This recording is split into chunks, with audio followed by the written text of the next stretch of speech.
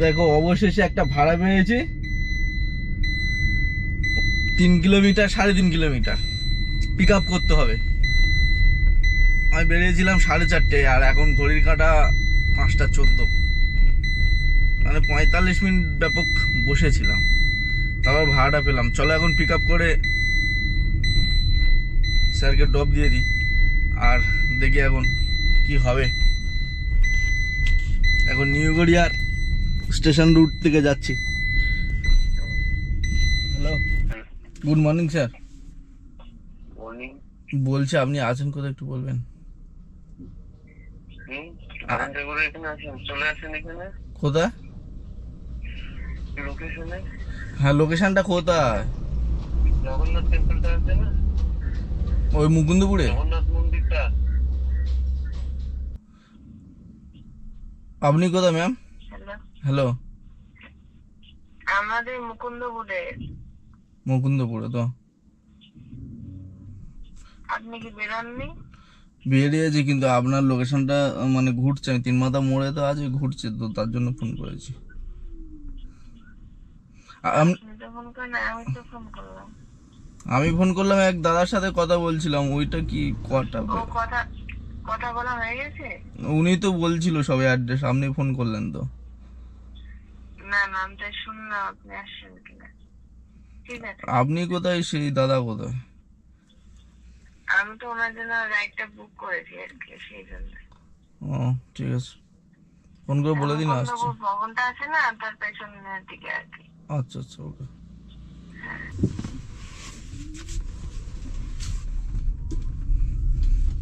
চলো, আমি উল্টো দিকে যাচ্ছিলাম, ফাইনালি মুকুন্দপুরের দিকে প্রথম ভাড়া।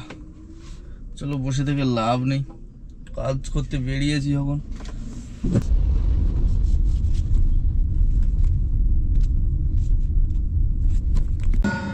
ভাড়া ধরার শিক্ষা আমার এখন হচ্ছে, কারণ এখানে প্রায়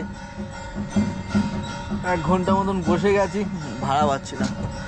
তো যারা সকালবেলা সাপুজি আসো, তাদেরকে বলবো যে সাপুজি আসা মানে এরকম আমার মতন বসে থাকতে হবে সকাল টাইমে। জানি না, আমি কোনোদিন যেখান থেকে চালাচ্ছি এখানে আসিনি, এই প্রথমবার। আর প্রথমবার এসে কিন্তু ফেসে গেছে, এখান থেকে কোনো ভাড়াই পাচ্ছি না। ঠিক আছে, তো আমার মনে হয় খালি গাড়ি নিয়ে কিছুটা চলে যেতে হবে, তারপরে যদি ভাড়া পাই তবে, আর না হলে এখানে অপেক্ষা করতে হবে আরও। অফিস টাইম হলে নিশ্চয়ই এখান থেকে বেরোবে। সকালে বেলা একদম এখানে আসা মানে এই বসে থাকা। তো দেখি এখান থেকে ভাড়া পাবো কি না, অপেক্ষা করতে করতে, আর না হলে চলে যাবো। তো আজকে ছুটির দিন আছে, শনিবার, দেখা যাক কি হয়। ভাই ভাড়া পাচ্ছিলাম না, ফাইনালি একটা ভাড়া পেয়েছি। এখান থেকে সেক্টর 5 যাবে। ভাড়াটা শুনলে তোমরা ফোনটা বন্ধ করে দেবে, ঠিক আছে? প্লিজ ফোন বন্ধ করো না। আসলে আমি জানতাম না এখানে আসলে ভাড়া পাবো না। এখান থেকে 15 কিলোমিটার যাবে, ভাড়া কত জানো? 170 টাকা, 270 টাকা ভাড়া। তো আধা ঘন্টা 45 মিনিট বসে থাকার পর 270 টাকাতে আমি চলে যেতে রাজি হলাম। তার কারণ এখানে আরও বসে থাকলে আরও টাইম চলে যাবে। এখন বাজে 6:52, টাইমটা দেখাই, টাইমটা না দেখালে বুঝতে পারবো না। 6:52 বাজে। তো এখান থেকে না বেরিয়ে গেলে মোটামুটি 8টা সাড়ে 8টার দিকে এখান থেকে ঠিকঠাক ভাড়া পাওয়ার চান্স আছে। তো অতক্ষণে মোটামুটি আমার আরও ভাড়া মারা যাবে, সব জায়গায়তে লাভ হবে, এটা আশা করা অন্যায়, আর আশা করতেও চাইছি না। তাই এখান থেকে কম হলেও আমি বেরিয়ে চলে যাচ্ছি। আর তোমরা রাগ করো না যে দাদা 20 টাকার কম কিভাবে মারছো, তোমার ইলেকট্রিক গাড়ি বলে চলে যাচ্ছে। এটা নয় ভাই, আমি চেষ্টা করি 20 টাকা, কিন্তু এটা বসে বসে টাইম চলে যাচ্ছে, তাই বাধ্য হলাম এখান থেকে বেরিয়ে চলে যাওয়ার জন্য। তো তোমাদের ভালোবাসায় এখন প্যাসেঞ্জারটা না ক্যান্সেল করলে আমি তুলে নিয়ে এখান থেকে ভেগে যাই। কি কোন অপরাধ আমাকে এখানে ফাঁসিয়ে দিয়েছিল ভগবান জানে।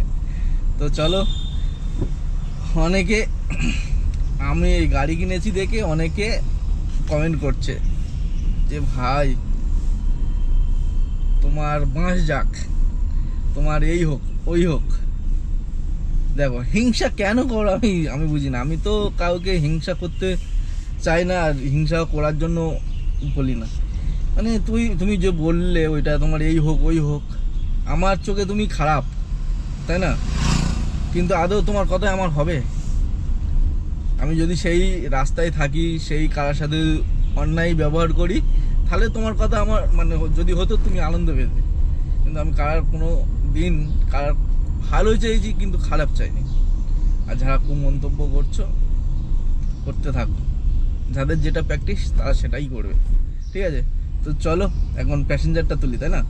দেখা হচ্ছে পরে কোন লোকেশানে ছাড়ছি। লোকেশানে পৌঁছে গেলাম, দেখি এখন স্যারকে একবার ফোন করে জানাই যে স্যার চলে এসছি। নন এসি ভাড়া 4 মিনিট বলার সাথে সাথে চলে এসছে ভাই। ওটিপি হচ্ছে 8414 8414।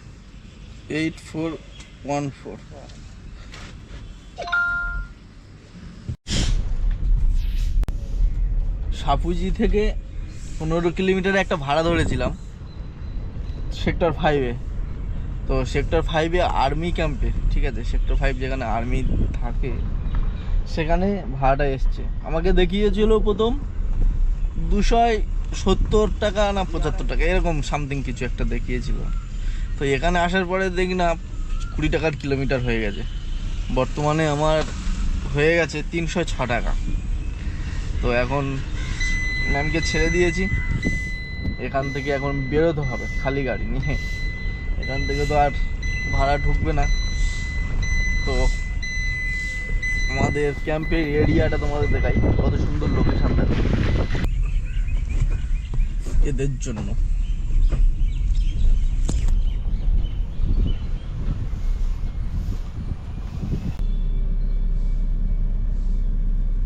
আমি শরৎবর্ষ রোড এখানে ভাড়া ছেড়েছি, টিফিন করতে বসছি, একটা এয়ারপোর্ট ভাড়া ঢুকেছে।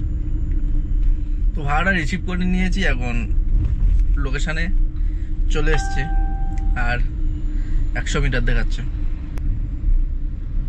তো চলো এখানে কোথায় আছে, এসে গেছে ভাই।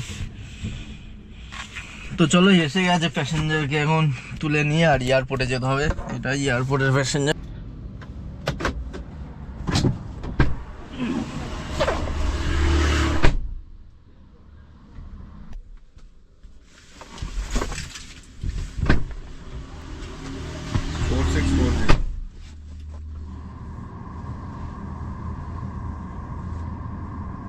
Please use rear seat belt for your safety. কটা বাজবে দেখি, 40 মিনিট। 8:54। ফাইনালি এয়ারপোর্টে এসছি ভাই। আর এয়ারপোর্টে ভাড়া কি, সব ভোটের জন্য এসেছিল, এখন কলকাতাতে চলে যাবে। লাইনটা দেখো, সব ভোট দিতে এসেছিল, ঠিক আছে। থেকে আমিও চলে যাই, বাইরে গিয়ে ঠিকঠাক একটা ভাড়া ধরতে হবে। আর আপাতত মোটামুটি এখন ঘড়ি কাটা কথা বলছে 8:54, এখন ঘড়ি কাটা বলছে 8:54, ঠিক আছে। তো দেখি 12টা অবধি কত কি হলো সেটা পুরোটাই তোমাদের দেখাবো, ঠিক আছে। তো ধৈর্য ধরে শুধু ভিডিওটা দেখো। আর সকালবেলা সাপুজি গিয়ে যা ফেসে গেছি, বাদবাকি যেখানে যাচ্ছি মোটামুটি ভাড়া পেয়ে যাচ্ছি, অসুবিধা হচ্ছে না। কিরকম ভাড়া ঢুকছে দেখো,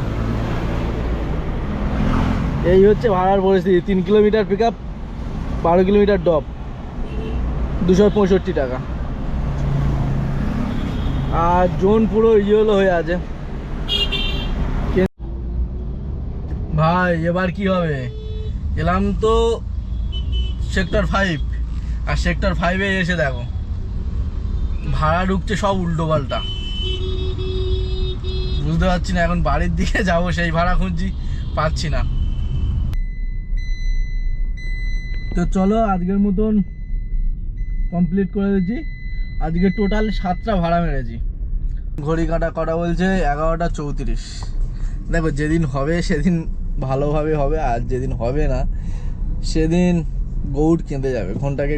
আজকে ভিডিওটা এখানে শেষ করছি। আর 7টা টিপ মেরেছি টোটাল, ছোট ছোট সব, কোনোটা বড় নয়, সব 300, 400, 250 এরকমই টিপ।